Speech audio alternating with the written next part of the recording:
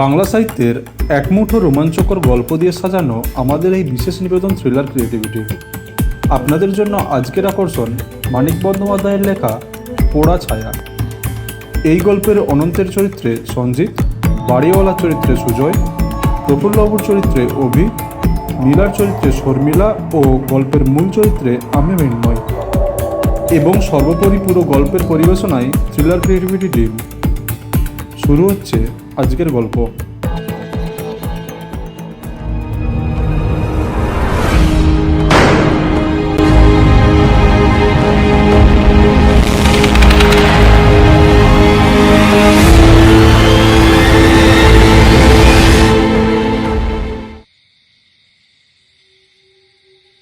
তখনও নীলা চেয়ে থাকে। ঝিলমিল করতে করতে দেওয়ালে ছায়াটা তখন স্পষ্ট হয়েছে। আকৃতি বোঝা যায়, মূর্তিতে যে বিকৃতি ঘটেছে তাও বোঝা যায়। ফোকাস মোটামুটি ঠিক হয়েছে ধরা চলে।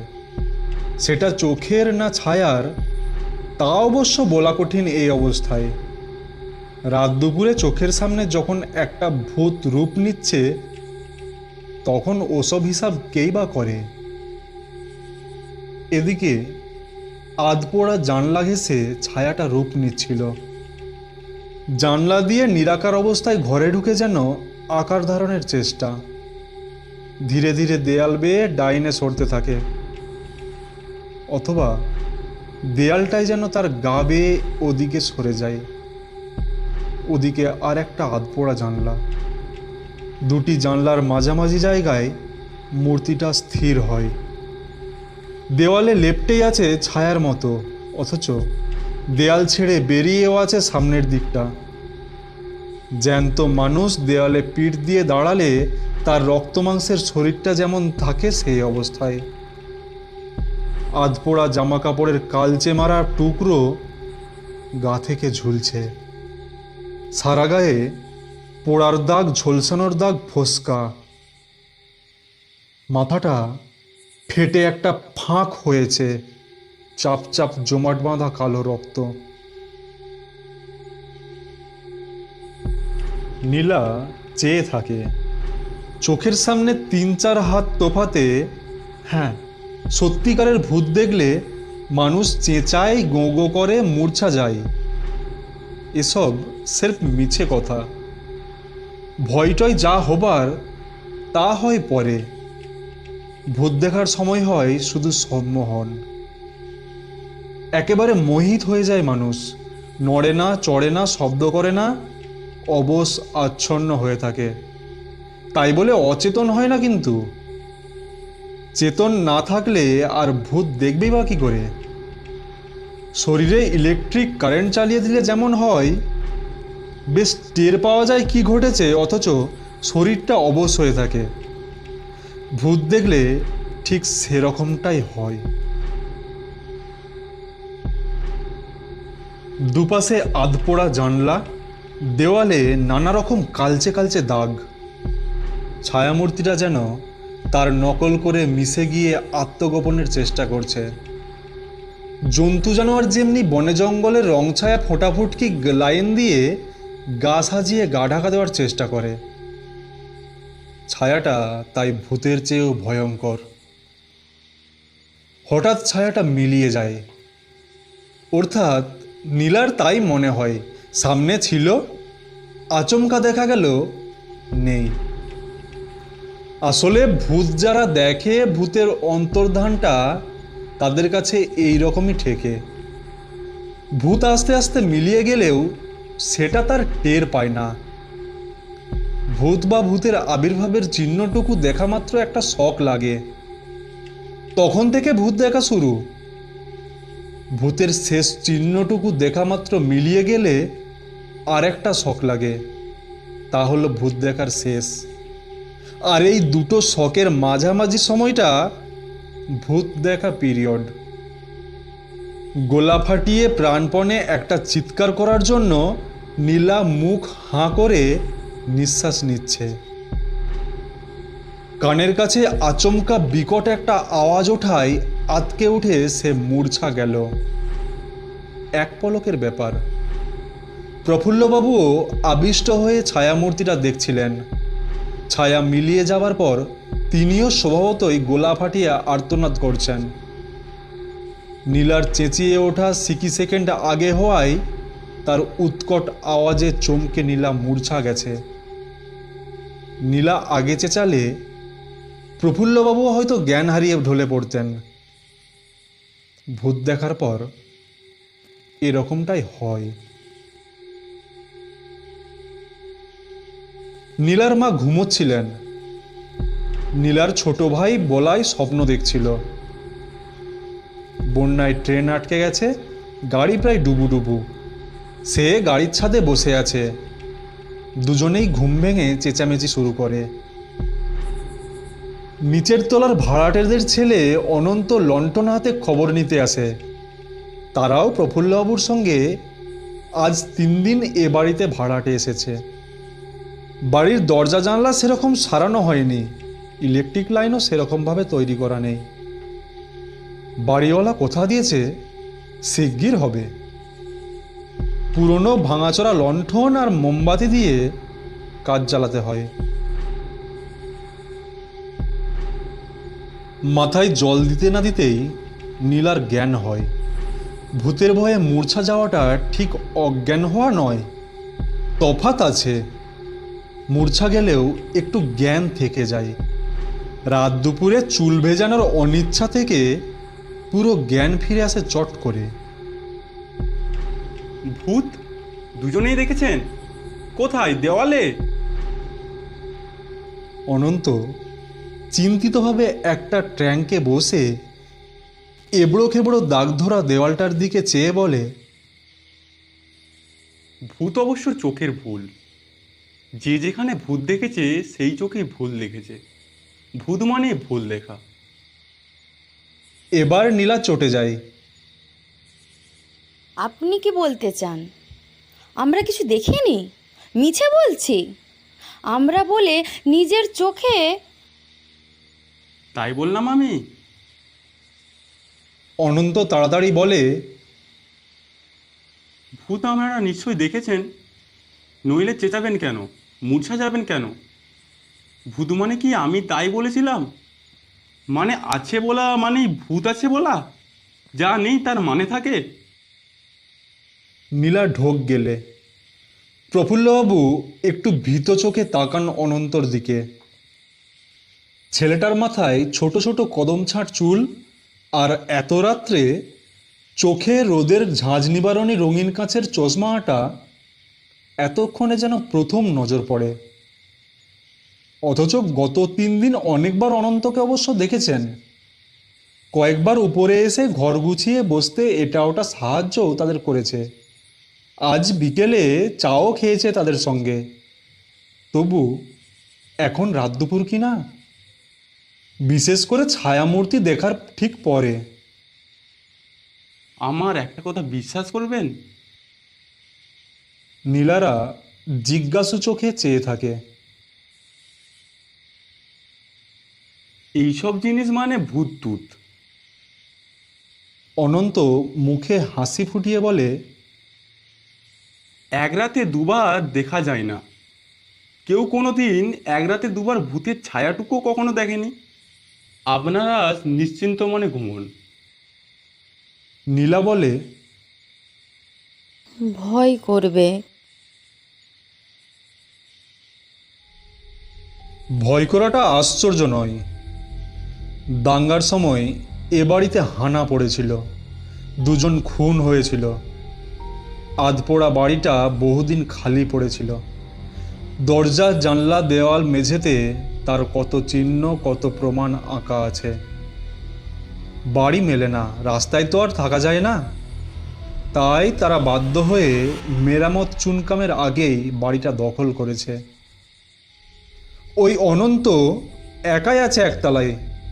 2-4 দিনের মধ্যে সকলে এসে পড়বে। অনন্ত কি বাকি রাতটা এ ঘরে এসে শুতে পারে না?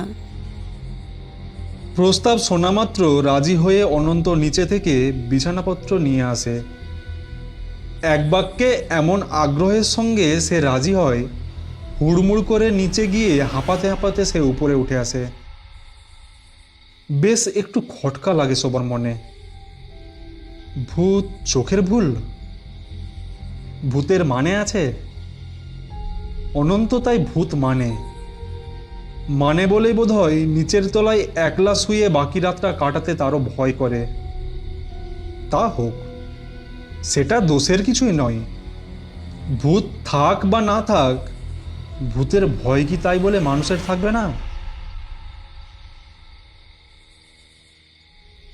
সকালে দিনের আলোয় মনে হলো রাত্রে বই কি একটু বাড়াবাড়ি হয়েছিল। সম্ভবত ছায়াই দেখেছিল, ছায়ামূর্তি নয়। ভূতের ভয়ে না হোক দিনের বেলাও গা ছমছম করে এই বাড়িতে। যে বীভৎস কাণ্ড হয়ে গেছে বাড়িতে, এক মুহূর্ত ভুলবার উপায় নেই। কে জানে দুজন কোন ঘরে খুন হয়েছিল, একতলায় না দোতলায়। বাড়িটা তাড়াতাড়ি মেরামত করানো দরকার। প্রফুল্লবাবু বাড়িওয়ালার কাছে দরবার করতে গেলেন। বাড়িওয়ালা গম্ভীর মুখে বললে, আরে হবে মশাই, হবে, বলেছি যখন ঠিক হবে। কি বাজার দেখেছেন তো, না মেলে সিমেন্ট। আমরা সারিয়ে নিই, ভাড়া থেকে কাটা যাবে। হবে মশাই, হবে। বেশ আনাড়ি লোক তো আপনি। 10 গুণ দামে মাল কিনে বাড়ি সারাবেন, ঘাড়ে তো চাপাবেন আমার, ওই তো ভাড়া দেবেন। প্রফুল্লবাবুর চোখ কপালে উঠে যায়, ঠিক যেন ভূত দেখছেন। সে কি মশাই, 1000 টাকা সেলামি নিলেন আধ পোড়া ভাঙা বাড়ি, তার 300 টাকা ভাড়া, তাতে কি মন ওঠেনি? বাড়িওয়ালা সবিনয় হাসল। কি বাজারটা দেখেছেন তো? অনন্ত বলে, নালিশ ঠুকে দিলে হয় ব্যাটার নামে। প্রফুল্লবাবু বলেন, কচু হবে, বড় কর্তাদের খাতিরের লোক, ও বেটা কি আইনের ধার ধারে? অনন্ত ভেবেচিন্তে কসের চুন কিনে আনে। নীলাদের ঘরের যে দেওয়ালে গতরাত্রে ভূতের আবির্ভাব ঘটেছিল, সেটা চুনকাম করে নিজে থেকেই। ফল যা হয় তা দেখে গা আরও ছমছম করতে থাকে সকলের। পোড়া জানলা, 3 দিকের দেওয়াল আর সিলিংয়ে ধোঁয়ার দাগ। তার মধ্যে একদিকের দেওয়ালটা বিলকুল সাদাটে মেরে গেছে।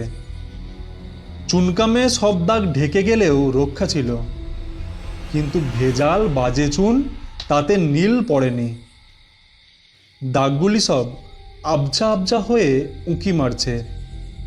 অনন্ত জোর দিয়ে বলে, তাতে কি, ছায়াটা এলে চেনা যাবে। রাতে খাওয়া দাওয়া সেরে তারা ভূতের জন্য প্রতীক্ষা করতে বসে।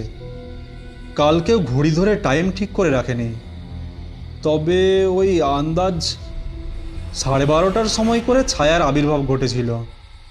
11টার আগেই চারিদিক বেশ নিঝুম হয়ে আসে। সবে কিছুদিন হলো দাঙ্গা হাঙ্গামা থেমেছে, পাড়াটা তবে এখনো ধাতস্থ হয়নি। অনন্ত লণ্ঠন নিভিয়ে দিতে গেলে গোল বেঁধে যায়। কেউ আলো নেভাতে রাজি নয়। অনন্ত বলে, আলোতে কি ছায়া আসে? নীলা বলে, থাক, আর কাজ নেই এসে। মিছে তবে বসে থেকে লাভ কি? নাই থাক লাভ, ঘর অন্ধকার করলে চলবে না। তর্ক চলতে চলতেই আপনা থেকে তর্কের মীমাংসা দেখা দেয়। একটু একটু করে কমতে থাকে আলো। আপনা থেকে লণ্ঠনটা নিভে আসতে থাকে। চোখ বড় বড় করে সকলে তাকিয়ে থাকে। সর্বাঙ্গে কয়েকবার শিহরণ বয়ে যায়। কমতে কমতে প্রায় নিভে আসে কাঁচের ভিতর বলতের শিখাটা। তারপর বার কয়েক দপদপ করে একেবারে নিভে যায়। কাঠ হয়ে তারা বসে থাকে। এবার আর চুনকাম করা দেওয়াল থেকে দৃষ্টি সরানো যায় না। বাইরের আলো ছায়ার প্রতিফলনে অস্পষ্ট ছায়াছবির আঁচ পড়েছে দেওয়ালে, সেগুলো স্থির, নড়ে না। নীলা অস্পষ্ট স্বরে বলে, ভয় করছে আমার বাবা, ভয় করছে। প্রফুল্লবাবুর আরো গা ঘেঁষে বসে সে। নীলার মা আর ছোট ভাইও ঘেঁষে এসে জোড়াজোড়ি করে বসে। একজন আরেকজনের হাত চেপে ধরে থাকে, চেপে চেপে সবাই নিঃশ্বাস ফেলে, নইলে নিঃশ্বাসের শব্দ অনেক দূরে ঝড়ের আওয়াজের মতো শোনায়। টাইম পিসটা একটানা টিকটিক আওয়াজ করেই চলেছে, সময় গুণে যেন এগিয়ে আনছে সেটাকে। তারপর ঘরের মধ্যে অদ্ভুত একটা ঘোষড়ানো দাপড়ানোর মতো চাপা অস্পষ্ট ঘড়ঘড় আওয়াজ শোনা যায়। অনেক দূরের মোটর গাড়ির থামা যেন ঘরের মধ্যে ঘটেছে। আওয়াজ ঘরে, গাড়ি যেন দূরে। সেই সঙ্গে এসে গেছে দেওয়ালে ছায়ার মতো ঝিলমিল ঝিলমিল আবির্ভাব। বেড়ে কমে নড়ে চড়ে নেচে নেচে ছায়া রূপ নিচ্ছে। ঘরের মধ্যে আওয়াজ হয় অনেক দূরে গ্যারেজের দরজা খোলার, গাড়ি ব্যাক করিয়ে গ্যারেজে ঢোকানোর। ছায়া আরো বেশি ঝিলমিল করে। ধীরে ধীরে রূপ নিতে নিতে সরে সরে দেওয়ালের মাঝামাঝি এসে স্থির হবার আগেই একটু কেঁপে ওঠে। না, আজ একটা নয়, শুধু দেওয়ালে নয়, আরও 4টি ছায়ামূর্তির নিঃশব্দে আবির্ভাব ঘটেছে। সকলে মহাবিষ্টের মতো চেয়ে থাকে।